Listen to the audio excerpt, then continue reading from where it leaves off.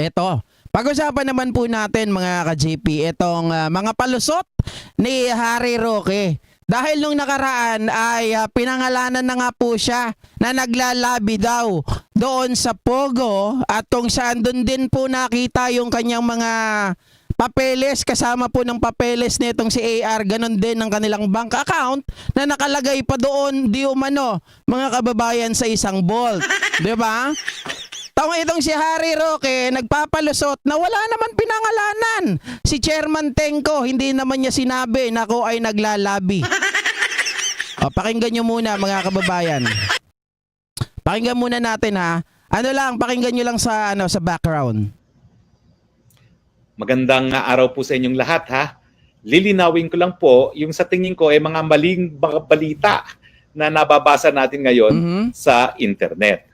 Unang-una po, sa pagdinig ng Senado kanina tungkol dito sa Pogo sa Porac, wala pong sinabi si Chairman Tenko na ako daw ay naglabi para sa isang illegal na Pogo. Ang sinabi po niya, ako po ay nakipagpulong sa kanya noong July para po humingi ng rescheduling of Oy, shoutout po kay Motion Science at kay Matmat Parpan. payment doon sa mga dapat bayaran ng Lucky Star 99 sa PAGCOR.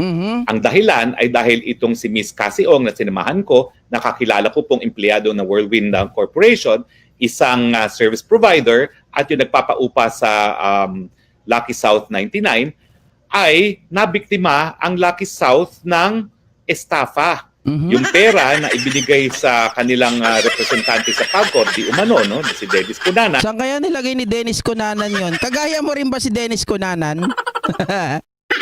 Nagtatanong lang ha. Baka mamaya may ACDC rin.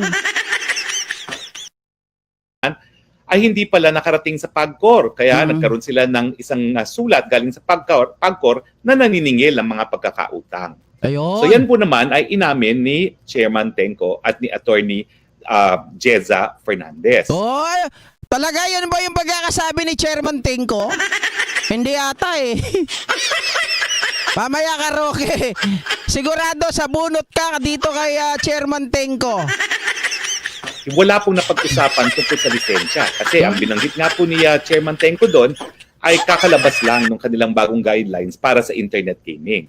So ang naging rekomendasyon lang ni Chairman Tenko ng mga panahon na yon ay dapat pagsumite ng lahat ng mga required documents, no? Okay. Kung nais na mag-reapply ang Lucky South sa PAGCOR. Akala mo naman naniniwala kami sa'yo. Sige, magsalita ka na magsalita, mamaya masusupalpal ka sa nguso. Eh kasi naman, Roque, yung laki ng bunganga mo, puro apple lang nakalagay. Apple ni Pio Moreno. PAGCOR. Pero malinaw po ha, nung panahon ng pagmi-meeting namin ng July 2023, hindi po illegal ang Lucky South. Kaya hindi po pwede na ako'y hindi daw illegal ang Lucky South. Tapos yung Whirlwind, mga kababayan, ang sabi niya dito, legal din daw ang Whirlwind. Pakinggan nyo mamaya ha. Kung tama yung sinasabi ni Harry Roque. naglabi sa isang illegal na Pogo. Pangalawa, pinabubulaan ko po o pinasisinungalingan ko yung naging konklusyon ni Senator Ontiveros na ako daw ay legal counsel ng Lucky South dahil sa isang organizational chart na isinumitis sa PAGCOR, ako'y nakasulat doon bilang isang legal counsel. Yun na nga sinasabi ko eh. Sabi mo, illegal yung pagkakalagay sa pangalan mo doon sa organizational chart. Bakit wala kaming naririnig? Nasasampahan mo ng kaso ang Lucky South 99. Ano to, naglolokohan ba tayo dito, Harry Roque? Niloloko mo lang ata kami. Eto, pakita ko na sa inyo yung mukha ni Harry Roque habang nagsasalita. Pwede ba yun? Papakita ko sa inyo. Kasi baka sabihin nyo, niloloko ako eh. Niloloko ko kayo. Hindi si Roque yung pinapakita ko eh. Wait, alisin natin to. Ayan, pakita natin si Roque. Ang gwapa pa naman ni Roque.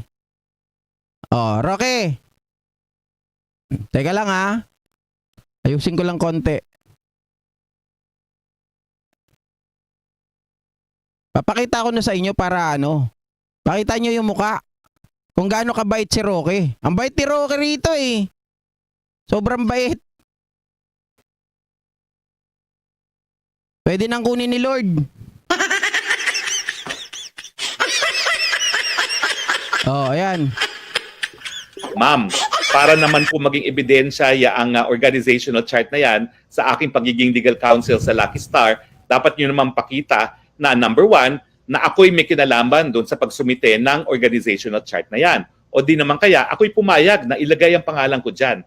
Gaya ng sinabi ko po sa media, hindi ko po alam kung bakit nandyan ang pangalan ko. Dahil wala po akong kahit anong kinalaman sa pagsusumite ng mga dokumentong yan, dahil sa mulat-mula po, sinasabi ko naman, hindi ako ang abogado ng Lucky South pagdating sa kanyang mga lisensya. Mabait pala talaga to si Roque, no? Mabait pala talaga tong si Roque, mga kababayan. Ginagawa tayo ni Roque na loko-loko. 'Di ba? Sinasabi sa atin ni Roque na siya ay walang kinalaman dito sa paglalagay ng organizational chart na kanyang pangalan. Subalit, nakakapagtaka, Roque. 'Di ba? Nakakapagtaka. Kung yung bali-balita nga dyan, yung pagkakalat mo ng fake news, grabe. Kung banatan mo si PBBM, grabe. Pero ito maliwanag na talagang ginagamit yung pangalan mo, na sabi mo, dahil nandun nga inilagay nila with pirma, wala lang puncher hole. Diba? Pero wala kang sinasabi na sila ay kakasuhan mo. Tuloy mo lang. Tama yan. Ipagtanggol mo sarili mo. Pero pag ikaw pinatawag, hindi lang sa Senado. Dahil ngayon, ipapatawag ka na rin sa Kongreso. At never ako naging abogado ng Lucky South. So ma'am, no? So kahit naman sino po pwedeng maglagay, for instance, Senator Risa Ontiveros, legislative liaison. Pero kung hindi nyo naman po alam yan, syempre, pasisinungalingan nyo rin po, no? Ganyan po. Oh, ganun lang ba yun? Pasisinungalingan mo lang? Diba kakasuhan mo rin sila? Bakit ka nilalagay yung pangalan ko dyan? Wala naman akong ginalaman sa inyo. Hindi naman ako sumasahod sa inyo. Diba? Mga kababayan, si Harry Roque nga, tinatanong, hindi pa nga siya tinatanong doon sa papeles niya eh. 'Di ba? Doon kay EA, nung nakita si EA doon, bakit nandito yung mga papeles mo? Nagsalita na si Harry Roque, 'di ba? Sabi niya, dati ko po yan assistant. Ano yan? Nagtrabaho yan sa akin ng 1 taon. Sinasama ko nga po yan doon sa mga yung mga pag-abroad namin. Kailangan ko po kasi ng ng taga-turok. Kasi ako po ay diabetic. 'Di ba? IT ko po yan. Ang dami niyang sinabi, mga kababayan. Pero dito, wala siyang binabanggit. I'm gonna sue you. Diba? Walang ganun eh. Ang bait ni Roque. Nangyari sa akin. Wala pong humingi ng permiso sa akin para ilagay ang pangalan ko at wala po talagang pumasok sa akin bilang isang kliyente na nangangalang Lucky South 99. Pangatlo po, no? Ang sabi ng mga taga-PAGCOR, ang pagkakilala raw nila kay Cassie Ong na sinama ko sa kanila na siya ay representante ng Lucky South. Ang totoo po niyan, sinamahan ko siya dahil mga 1 taon ko na bago kami nakipag-meeting sa PAGCOR, naliniligawan itong Whirlwind Corporation na mamuhunan dun sa 2 proyekto ng enerhiya na aking isinusulong. Isa pong LNG project sa Bataan at isang solar project sa Cebu. Diba ang bait-bait ni Harry Roque, Ma'am Hermes Rodriguez Valdez? Diba? Grabe ang bait ni Harry Roque. Wala yan. Kakaiba yan. Parang nakakain ng mga kababayan, mansanas. Mansanas ni Adan. Napakadami na po namin pagpupulong, no, sa panig ng Whirlwind. At ang pinag-uusapan po namin ay unang-una yung feasibility ng parehong project. Pangalawa, yung mga detalye ng IPIRA law. At saka pangatlo, yung... Okay, tama ka na, Harry Roque. Nainis na kami sa'yo. Ipaulit-ulit ka eh. Wala kang ginalaman, sabi mo eh. Ito, pakinggan mo. Ang sasabihin sa'yo ng Congress para naman matauhan ka. Puro ka, puro ka alibay, puro ka deny, hintut ka. Ito, para matuwa ka naman, matuwa naman kami sa'yo. Mr. Chair, Congressman Adjong, I also read the article of former Secretary Roque in the Philippine Star last Saturday or Sunday over the weekend. And doon po sinabi niya na wala siyang kinalaman sa Lucky South 99 at nagpunta po siya doon para samahan si Binibining Cassandra Ong para sa Whirlwind Corporation. Tanong ko muna dyan. Singit ko lang. Yes. Yung bang Whirlwind Corporation is licensee ng PAGCOR? Yung Okay, mga kababayan. Dito, unang nadali. Whirlwind, mga kababayan. Ito ba ay licensee ng PAGCOR? po ang ipaliliwanag ko, Chairman. So, licensee siya? Hindi po. Ay! Hindi licensee ng PAGCOR! Pakpay ka diha! Ano ka ngayon, Harry Roque? At never po. Nag-apply din po siya ng license? Hindi po. Aha? So, Hindi wala, po. so no reason for them to be in your Hindi office? at una po, hindi po. Ang punta po nila sa akin, kaharap si Attorney Jessa, was for Lucky South 99. Sapagkat sinulatan po ang Lucky South 99 na sila ay 6 na buwan nang hindi nagbabayad sa PAGCOR. Dahil nga daw po ay kinamkam ni Dennis Cunanan. 'Di ba? Kaya sabi, mga kababayan, tanggapin na at makapag-reschedule ng bayad. Ayan. Pero sabi ni Harry Roque, hindi pumunta lang kami doon para samahan si Cassandra Ong. Pero pucha, hindi ka nga noon hindi mo nga kaibigan, mga kababayan, pero promonta ka. Tanga. So definitely, with due respect to former Secretary Roque, wala pong napag-usapan tungkol sa Whirlwind doon sa Okay. pulong. Oy, mga kababayan, ang liwaliwanag, walang napag-usapan na Whirlwind doon sa pagpunta niya kasama si Cassie Ong. So sa makatuwid, mga kababayan, maliwanag na naglalabi siya. 'Di ba? Maliwanag, mga kababayan, na itong si Harry Roque ay meron talagang may agenda. 'Di ba? Kaya nga sabi ni Chairman Tengco, mga kababayan, eto nga po, kasi sabi ni Harry Roque, wala daw siyang kinalaman. Pero mga kababayan, pinasisinungalingan ni Chairman Tengco, hindi totoo 'yan meron siyang kinalaman. Ulitin natin. Tell me, Mr. Chair. Congressman Adjong, I also read the article of former Secretary Roque in the Philippine Star last Saturday or Sunday over the weekend. And doon po sinabi niya na wala siyang kinalaman sa Lucky South 99 at nagpunta po siya doon para samahan si Binibining Cassandra Ong para sa Whirlwind Corporation. Tanong ko, Tingnan nyo, ang kasinungalingan, sinamahan daw niya si Cassandra Ong sa Whirlwind Corporation. Pero mga kababayan, si Cassandra Ong, kung matatandaan po ng mga nanonood dito, na hindi ko na kasi mahanap yung organizational chart, ang nakasulat doon, si Cassandra Ong ay isa rin pong representative ng Lucky South 99. 'Di ba? Tapos si Harry Roque as legal counsel.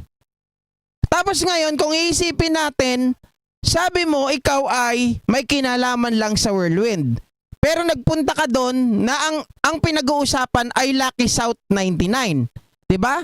Bakit mo sinamahan si Cassie Ong? Sabi mo para sa Whirlwind. Pero si Cassie Ong, ang pinag-uusapan, mga kababayan, ay hindi sila nakapagbayad ng 6 na buwan dahil nga kinuha o parang hindi ibinayad, ibinulsa ni Dennis Cunanan.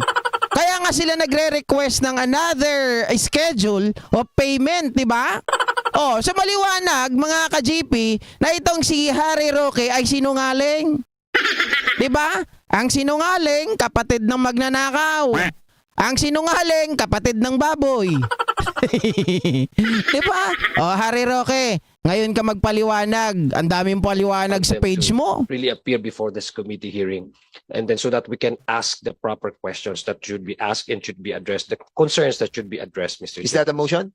I would convert that into a Okay. motion, Mr. Chair. Do it properly, my friend. I move that we invite Cassandra Leong and Dennis Cunanan. and Attorney Harry Roque. Okay, there's a motion in the next. Ayun na, mga kababayan.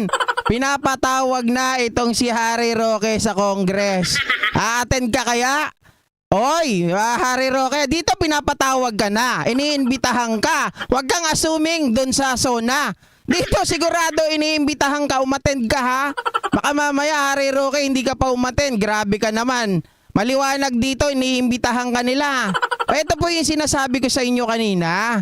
'Di ba? Ang sabi ni Harry Roque, sinamahan daw niya si Cassie Ong para i-represent mga kababayan ang Whirlwind. 'Di ba? Pero ito ay organizational chart ng Lucky South 99. Si Cassandra Ong, aliwaliwanag sa paliwanag din mismo ni Harry Roque na si Cassandra Ong sinamahan niya doon para ito ay magkaroon ng rescheduling ng payment, 'di ba? So mga kababayan, ano ba yung payment na gagawin nila doon? 'Di ba payment ng Lucky South 99? Oh. Oh, at nakasulat dito Harry Roque Legal Counsel o legal, 'di ba? Oh, at merong ay, nawala ah. Loko 'yun ah. Teka, naputol.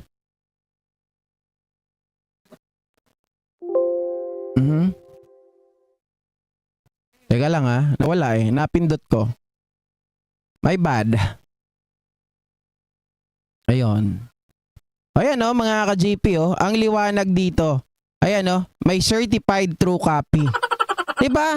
Kasi kung tayo nadadamay ang pangalan natin sa mga kaso, lalo kaso to, attorney siya. 'Di ba?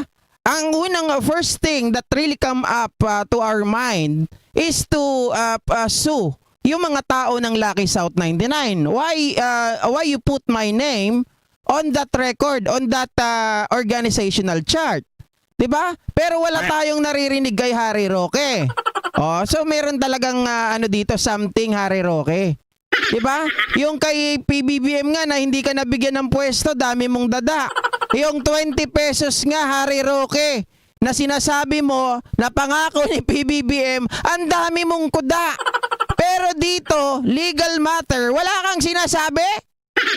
Anong klaseng hayop ka? Anong klaseng attorney ka? 'Di ba? Talagang nakakapagtaka mga kababayan. Nandito ang pangalan mo, certified true copy yan, legal counsel, tapos wala kang say.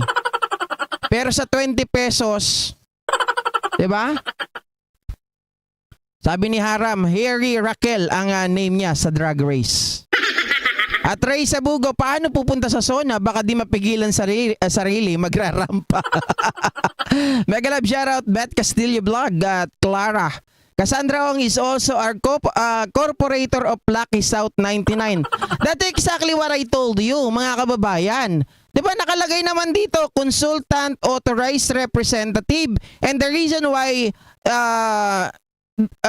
they went to the PAGCOR, 'di ba? Kinausap nila itong si Chairman Tenko dahil doon po sa pagsusumite ng scheduling ng payment.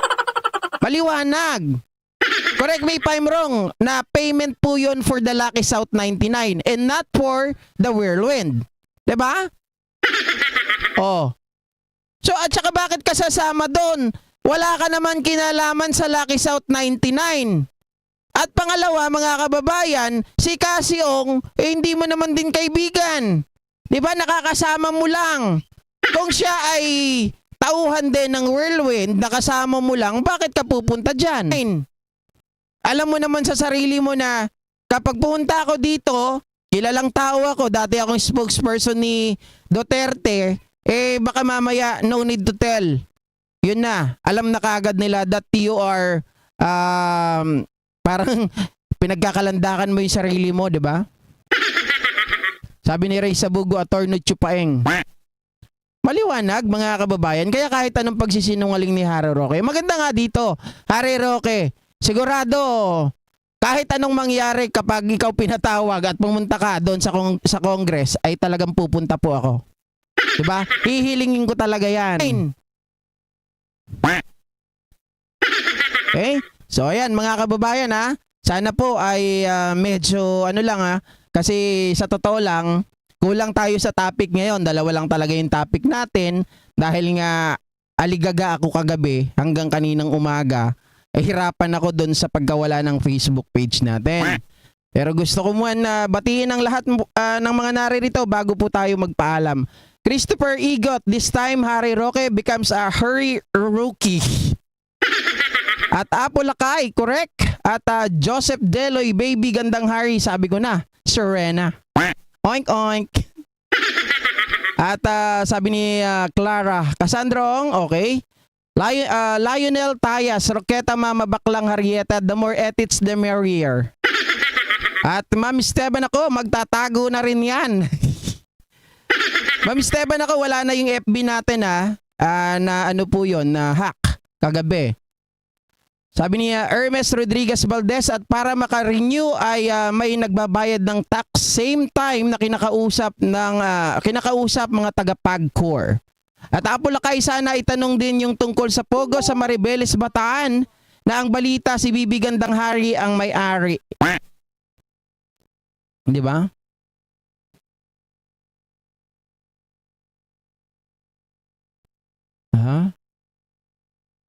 Sabi ni Haram, alam ko sa Ilocano may ulam silang poke-poke. Ang tawag yung isa roke-roke. Okay? So hanggang dito na lang mga kababayan. Thank you so much po once again sa inyo. At by tomorrow, ako naman ay maghahanda lang, no? Kasi madaling araw, alis namin. Bukas, kita-kita po tayo sa Pangasinan. Ang ating butihing Pangulong Bongbong Marcos mamimigay po ng tulong sa mga kapatid natin na magsasaka at mangingisda. Alright? Shoutout po kay Ramonita Navarro, kay Kunehong Ligaw. Akala ko ba talaga sobrang tapang? Tapping ni Harry Roque. Idol ko yan. Dati nung panahon na hearing ni Dilima, yun pala. Subang kupal ng mukha at pati pambayad ng lalaki niya sa taong bayan pa niya kinukuha. Alam nyo, sa totoo lang mga kababayan, si Roque dati, pare-pares po tayo kasi talagang in-idolize ko rin to si Roque. Dahil nung panahon na yon, ito talaga ay para sa taong bayan. Dahil siya po ay para sa human rights, di ba? Ito ay abogado ng human rights. Human rights advocates itong si Harry Roque. Kaya lang, nung napunta na po sa Kongreso at napunta ka lalong-lalo na nung naging spokes ni Digong, binigyan ng pwesto, yun na, nagsimula ang kanyang pagbabago. Diba? Lionel Tayas, kailangan na magsamba ni Roque sa mahabang at mataba na kandila na may dalawang mahiwagang bolang kristal. Grabe ang kasugapaan. At BMB Romy, shoutout po. Ray Sabugo at Ma'am Yuki Zawaki. At kay Wilfredo Cagata, designated senator daw siya. Thank you so much once again mga kababayan. Ingat po tayo at huwag pong kalimutang mag-like. Baka magaya kay Harry Roque. Thank you.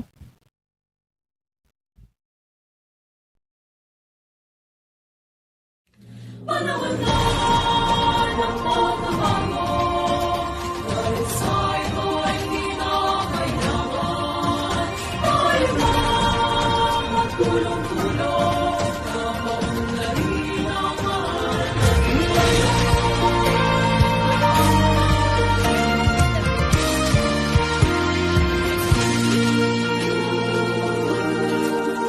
Panahon na ng pagbabago, dahil sa ito ay kinakailangan. Tayo na magtulong-tulong na paunlarin ang mahal nating bayan.